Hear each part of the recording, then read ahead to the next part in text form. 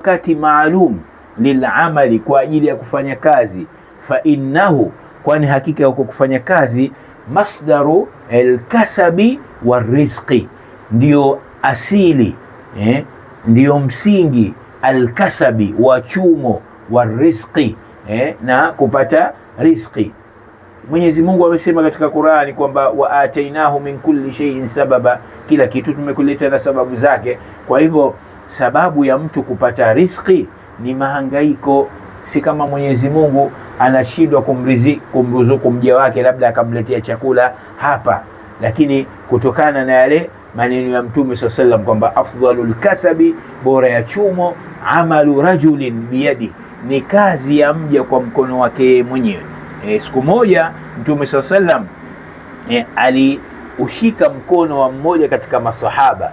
Alipomsalimia yule sahaba, akauona mkono wake mzito, mkono wake ni mgumu, mkono wake unakwaruza. Basi Mtume sallallahu alaihi wasallam akamtoka maneno kumwambia yule sahaba, hadhihi yadun yuhibbuhu Allahu wa rasuluhu, hadhihi yadun, huu ni mkono ambao yuhibbuhu Allahu, anaupenda Mwenyezi Mungu, au yuhibbuhu Allahu, anaupenda Mwenyezi Mungu, wa rasuluhu, na mtume wake, kwa sababu alimuhisi kwamba yule mtu alikuwa na sulubu, anahangaika, lakini katika kuitafuta nini?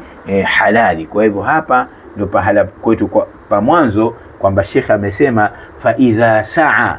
Hata katika Qur'ani imekuja wa alaysa lilinsani illa ma saa, mwanadamu hatopata isipokuwa kile alichokichuma au alichokitenda. Wa anna sa'yahu, na hakika hayo matendo yake saufa yura, huenda yataonekanwa mbele ya Mwenyezi Mungu. Thumma yujzahu aljazaa alawfa, kisha atalipwa malipo yenye kulingana na aliyoyatenda. Wala tujzauna illa ma kuntum ta'malun, Mwenyezi Mungu anasema hamtolipwa nyinyi isipokuwa kwa yale mliokuwa mkiyatenda. Jazaan wifaqa, malipo yenye kuwafikiana kabisa na amali zenu.